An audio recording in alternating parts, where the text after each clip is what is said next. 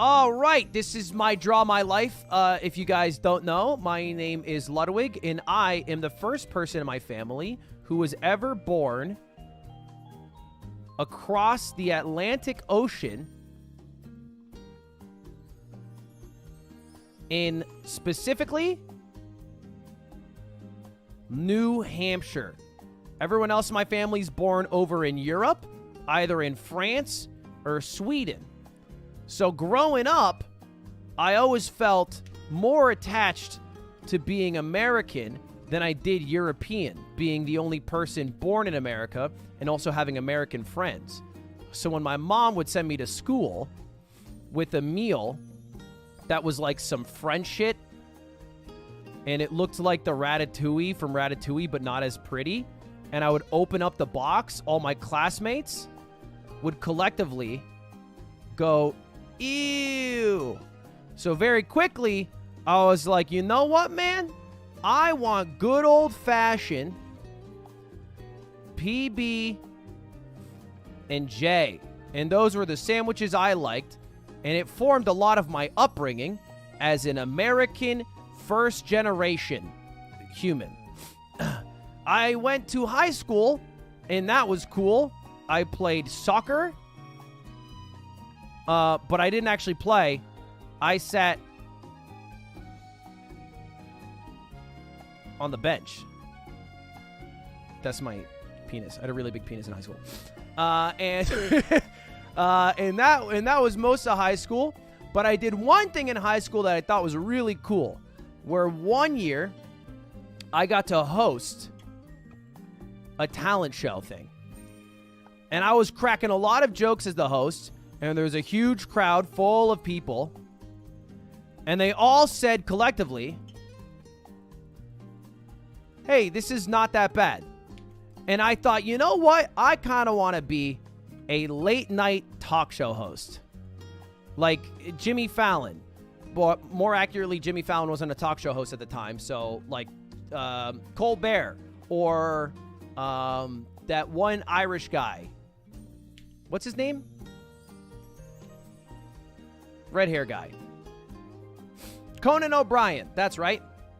In fact, at my sister's graduation, she graduated from Emerson College in Boston in like 2018, I think. She had a commencement speaker who was famous talk show host who owns a lot of cars.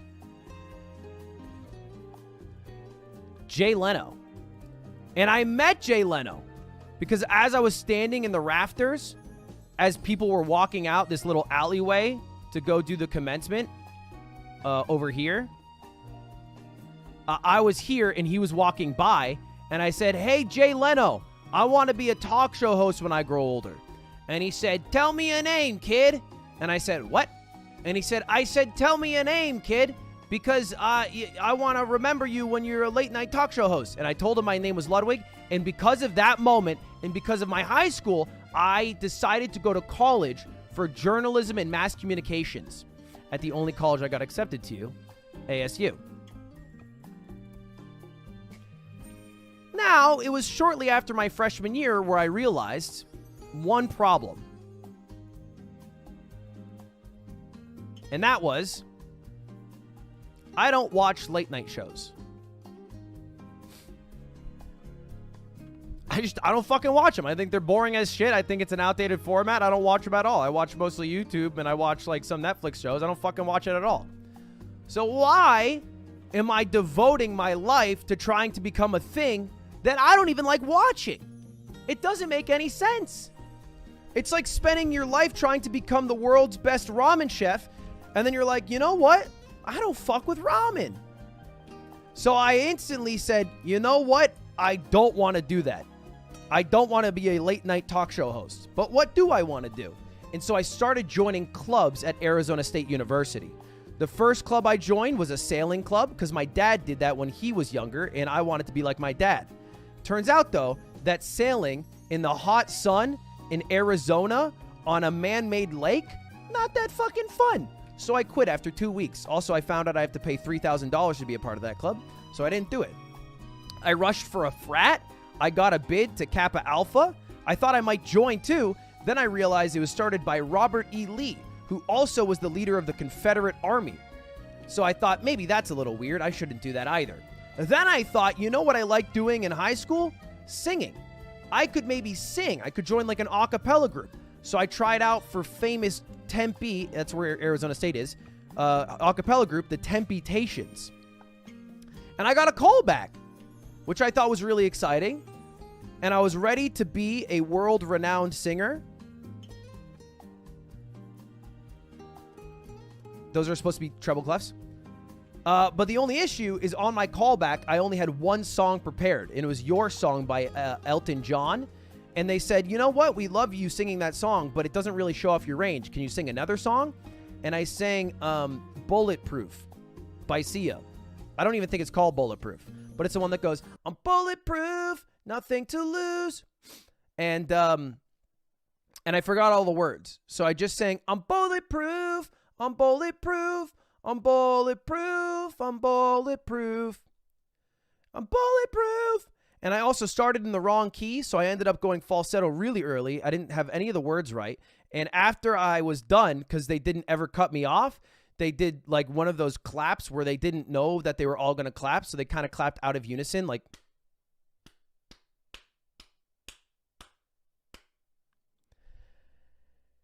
And I didn't get the part. And the last ditch option for me was to join a comedy club. Now, there were 3 big comedy clubs at Arizona State University. One was an improv club, the other was a sketch comedy club, and the third was a stand-up comedy club. And I tried out for all 3, thinking that I might one day make one of them. And then all 3 of them said no. Luckily, there was a senior at that time who also got a no from all 3 of them, but rather than being a normal person who was like, you know what, maybe comedy's not for me, he made his own club called Tempe Late Night, where all the losers would go who couldn't get into a club. And he poached me as one of the losers. He said, hey, come to this meeting. And I went to the meeting, and he said, hey, you're in. And I said, do you need to see me do comedy? And he said, honestly, I just needed to see your heartbeat and your hands move. That's all we need.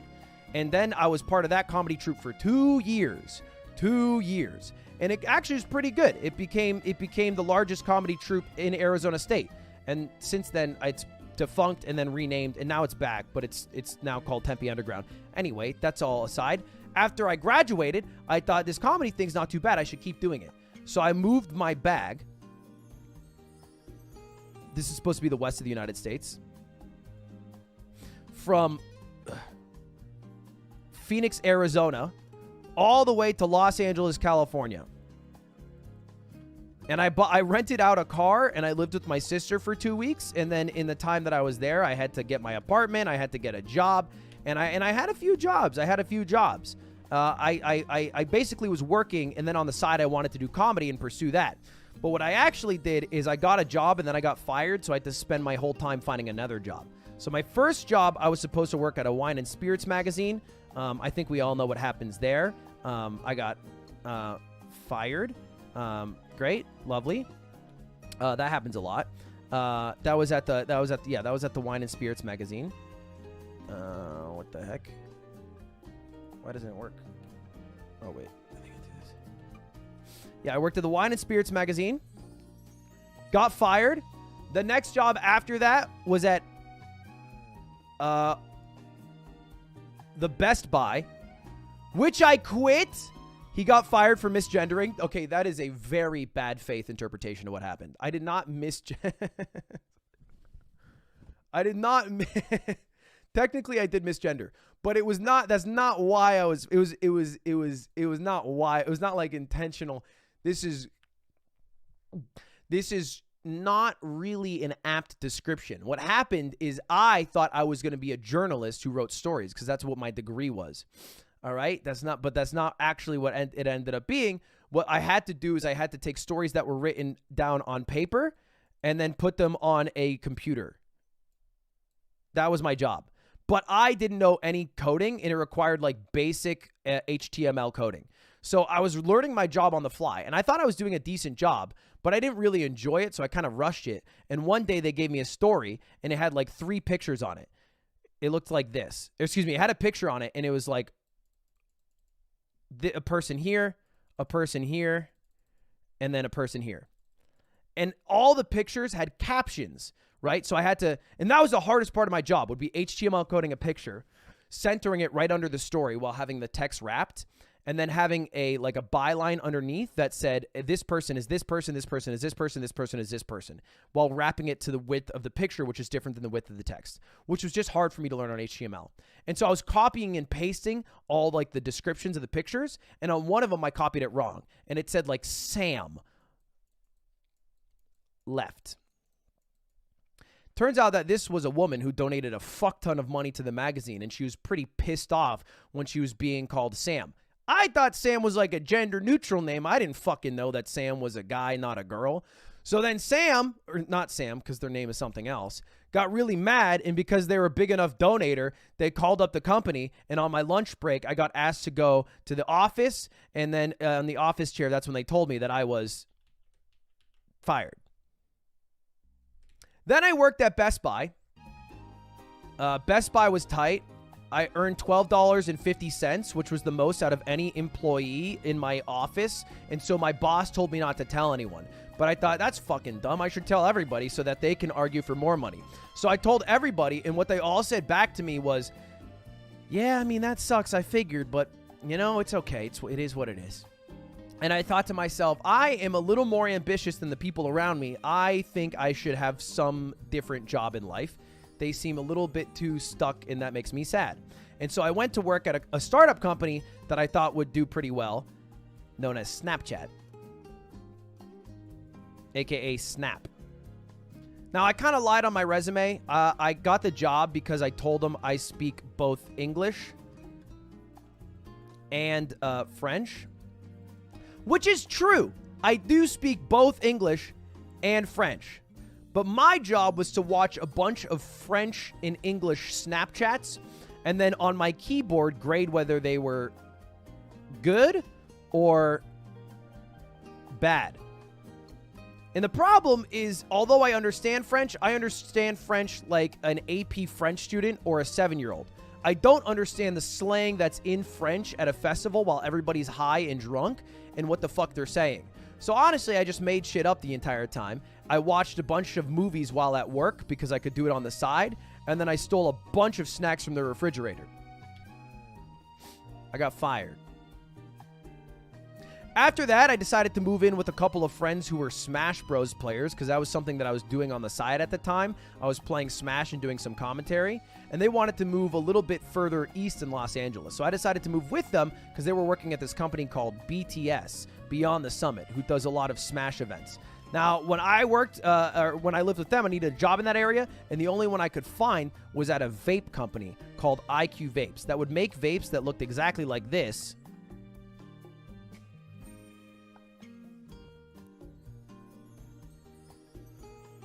Now, this is where your headphone jack would go in because this looks exactly like an iPod Shuffle. Honestly, this picture makes it look like a camera. I'll show you a pic of it real quick.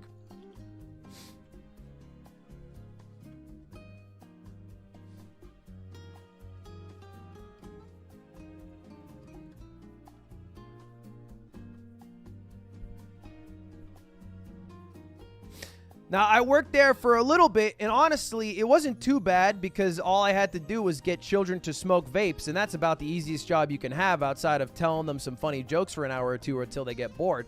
But I didn't really do my job too well because on the side, during all of this, I started streaming. And streaming was really fun. But I got addicted to streaming, so all I wanted to do while at work was think of what I would do on stream next and think of funny jokes and think of things to do because this part-time streaming thing was more fun than my job. And eventually I watched so many streams at work that I got fired. But I lied to my chat that I actually quit so I could go full-time. I said, hey guys, I want to be a full-time streamer because I love this so much. That was a fucking lie. I got fired and I didn't want to get another job. So I started full-time streaming, and I started at about, I think, around 100, maybe 130 viewers at that time, maybe 120 viewers. I was playing Pogo Stuck, the original. And then from there, I had a few milestones, like Twitch Jeopardy. And that hit about, like 1,000 viewers. And then I had a couple other milestones. Like we had Pog Champs, the chess event, and then I got 5,000 viewers. And then we had Among Us, and then I had like 10,000. And then we had a bunch of other things, and I ended up averaging like 20,000 viewers. And then I think you guys know the rest from there. And that's my life so far.